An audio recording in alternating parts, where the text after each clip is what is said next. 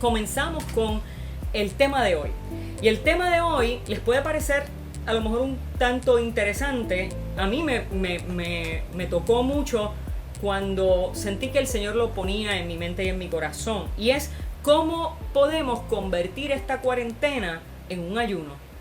Y ciertamente de comida no vamos a ayunar, porque mientras más tiempo uno pasa en la casa, más come, ¿verdad? Pero ¿de qué otras cosas debe ayunar el hombre y la mujer en el siglo XXI? Y con todo esto que enfrentamos debido a la pandemia del coronavirus y pensando en cómo podemos mantenernos centrados en el periodo litúrgico que vivimos, o sea, la Cuaresma, la preparación para la Semana Santa, llegó a mi mente el concepto del ayuno y cómo vamos a practicar el ayuno en estas semanas. ¿Qué ayuno querrá el Señor de parte nuestra en tiempos del coronavirus? Me parece una pregunta muy retante. Y mi mente se remontó a Isaías 58. Y vamos a estudiar un poco este texto en este momento. Isaías es un libro grande, ¿verdad? Y es un libro que se divide en 3 partes. Y más bien yo diría que se divide en 3 tiempos. El primer Isaías, que incluye el libro de Manuel, en el que tenemos las profecías relacionadas al Mesías, que son los capítulos del 1 al 39.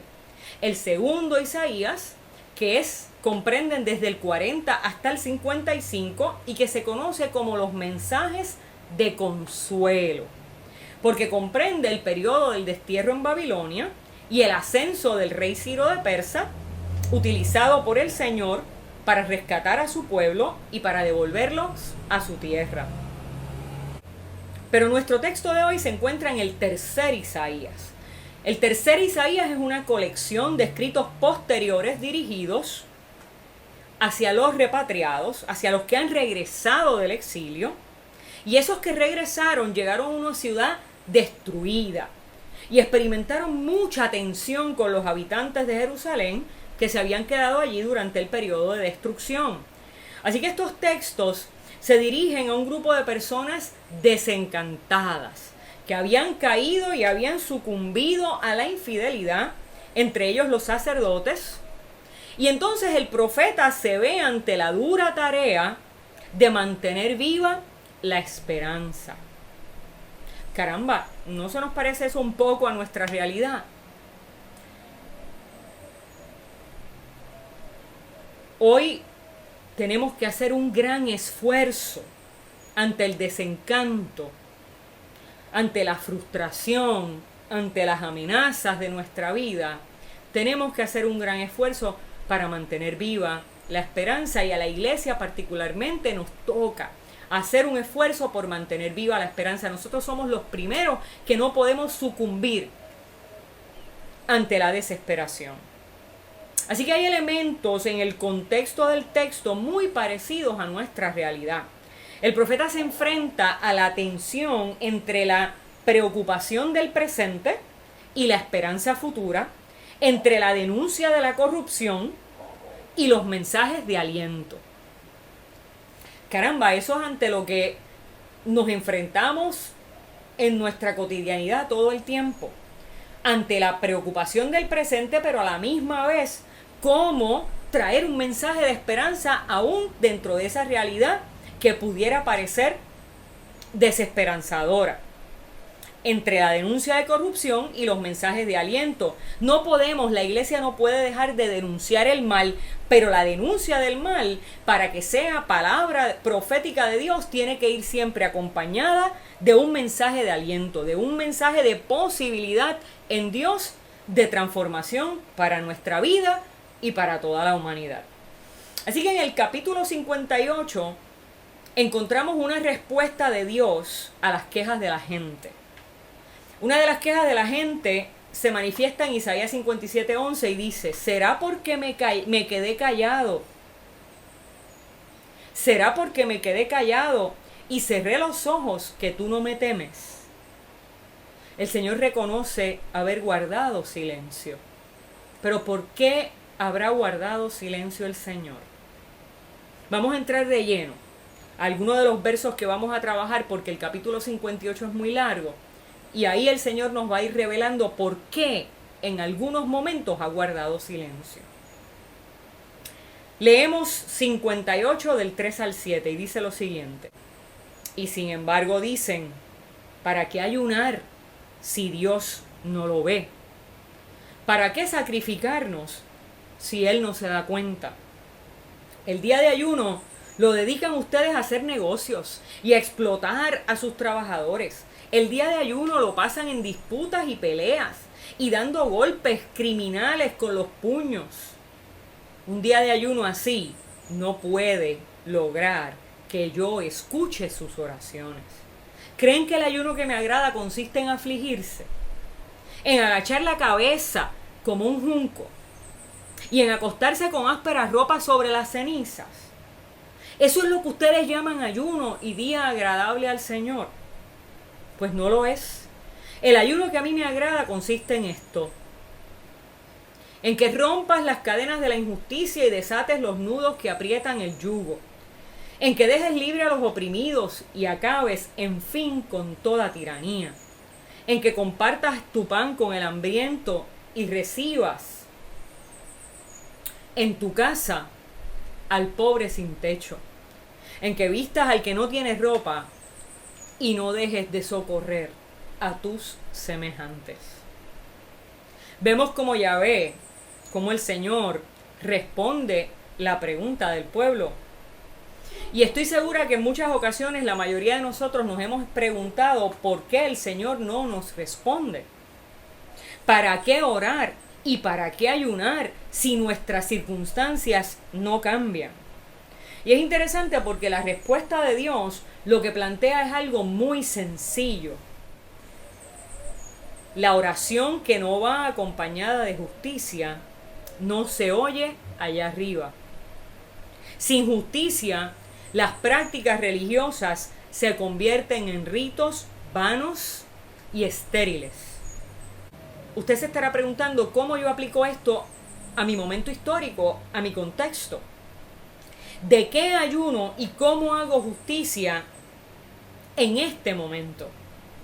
Pues mire, el texto habla de disputas, peleas, crímenes, violencia y explotación a los más débiles. De eso hay que ayunar. La explotación se da desde nuestro seno familiar y se proyecta en todas las esferas de la sociedad, el trabajo, el gobierno y hasta en la iglesia. En estas 2 semanas podemos entregarle al Señor el ayuno que estamos haciendo, ayunando de violencia, ayunando de peleas, ayunando de disputas, ayunando de crímenes. En estos días la incidencia criminal ha bajado, las familias están más tranquilas, más en paz. Todos tenemos nuestra mirada y nuestra preocupación puesta en controlar un virus que amenaza nuestras vidas o sobre todo las vidas de nuestros mayores o más frágiles. El mundo no habla de crímenes ni de asesinatos. Hoy el mundo habla de un esfuerzo común por el bienestar de todos. No lo hagamos solamente por sobrevivir a una amenaza, a nuestra vida personal. No lo hagamos para sobrevivir nosotros, para librarnos nosotros de la muerte en nuestro carácter individual. Porque de hacerlo así, solamente por sobrevivir al coronavirus, tampoco creo que logremos una respuesta de Dios. Eso sería un acto de sobrevivencia individualista. Pues porque le temo la muerte, porque no me quiero morir. Hagámoslo en actitud de ayuno, del ayuno que le agrada al Señor. Que si en 2 semanas vamos a lograr tener un mundo más humanizado, que podamos sostenernos en los efectos de este ayuno. Que creemos conciencia de lo que parece que se nos olvidó después de María. Que no busquemos abastecernos compulsivamente de todo lo que hay en el supermercado, porque eso crea desigualdad y priva a los que no tienen los mismos recursos o las mismas facilidades que nosotros. Hagamos de esta cuaresma una cuaresma intencional. Ayunemos. Ya estamos viendo un planeta que se está renovando, que está respondiendo a nuestro ayuno. Mares más limpios, aires más limpios, peces, aves disfrutando libremente y con menos peligro de su medio ambiente. Ayunemos. Tenemos que seguir ayunando, no solo para sobrevivir el virus, tenemos que seguir ayunando para sanar nuestro planeta, para que entonces Dios nos escuche. Ahora vamos a pasar a los versos 8 al 12. Estos son las respuestas de Dios a nuestro ayuno. Y escuchemos. Entonces, brillará tu luz como el amanecer, y tus heridas sanarán muy pronto. Tu rectitud irá delante de ti, y mi gloria te seguirá. Entonces, si me llamas, yo te responderé. Si gritas pidiendo ayuda, yo te diré, aquí estoy. Si haces desaparecer toda opresión y no insultas a otros, ni le levantas calumnias. Si te das a ti mismo en servicio del hambriento, si ayudas al afligido en su necesidad, tu luz brillará en la oscuridad. Tus sombras se convertirán en luz de mediodía. Quiero detenerme en estos versos del 8 al 10. Fíjense que la respuesta de Dios en el verso 8 dice que luego de ayunar, o sea, de intencionalmente abstenernos y abandonar las disputas, las peleas, los crímenes, la violencia, la explotación a los más débiles, el resultado es sanidad. Tus heridas sanarán y mi gloria te seguirá. No solo sanamos nosotros cuando ayunamos de nuestro carácter, cuando ayunamos de nuestra individualidad, cuando ayunamos de nuestra violencia, cuando ayunamos de la injusticia. No solo sanamos nosotros en nuestro carácter individual, sino que sana el pueblo. Sanamos como pueblo, sanamos como familia, sanamos como iglesia, sanamos como creación de Dios. Y el verso 9 añade algo muy poderoso. Si me llamas, te responderé y te diré, aquí estoy. Ay, cuánto nos llena, cuánto nos alegra, cuánto transforma nuestra vida saber que Dios nos responde. Pero esa respuesta de Dios está de alguna manera relacionada y amarrada a la actitud de nuestro corazón, a la razón por la cual hacemos lo que hacemos. El Señor nos dirá entonces, aquí estoy. El Señor nos dirá, aquí estoy, cuando no hagamos las cosas por nuestra sobrevivencia individual. Pues porque yo no me quiero morir. Me encerré en mi casa porque no me quiero morir.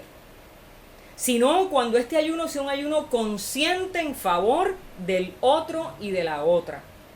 Y para hacer este ayuno consciente, no es meramente dejar de salir a la calle para no tener contacto unos con los otros. Es ayunar de nuestra insensibilidad, es ayunar de nuestro yo, es ayunar de la rapidez con que vivimos. Es bajar las revoluciones al mínimo para volver a vernos las caras, para volver a entender que somos un ecosistema. Que no hay bien para mí si no hay bien para ti, y no hay bien para ti si no hay bien para mí. Y cuando hayamos entendido eso y actuemos en virtud de ese nuevo entendimiento, escucharemos la voz que nos diga, heme aquí, aquí estoy. Y continúa diciendo el texto, no oprimas a nadie, no insultes, no calumnies, date, entrégate a ti mismo en favor del que tiene necesidad, y tus sombras desaparecerán y se convertirán en luz. Somos un pueblo que vive en sombra, porque los insultos, las calumnias, el egoísmo, la individualidad arropan nuestras relaciones. Ayunemos. Esta situación nos confronta con la necesidad imperiosa de tolerar, de soportar, de pensar en el otro y la otra, porque mi bienestar depende del otro y el bienestar del otro depende de mí. Y ahora entramos en unos versos que son solo promesas. Verso 11 y verso 12. Yo te guiaré continuamente, te daré comida abundante en el desierto, daré fuerzas a tu cuerpo y serás como un jardín bien regado, como un manantial al que no le falta agua. Tu pueblo reconstruirá las viejas ruinas y afianzará los cimientos puestos hace siglos. Llamarán a tu pueblo reparador de muros caídos, reconstructor de casas en ruinas. ¿Saben qué? Ganamos tanto con tan poco. Ganamos tanto con tan poco. Ganamos tanto con solo eliminar los insultos, eliminar las calumnias, eliminar el egoísmo, eliminar la individualidad que arropa nuestras relaciones.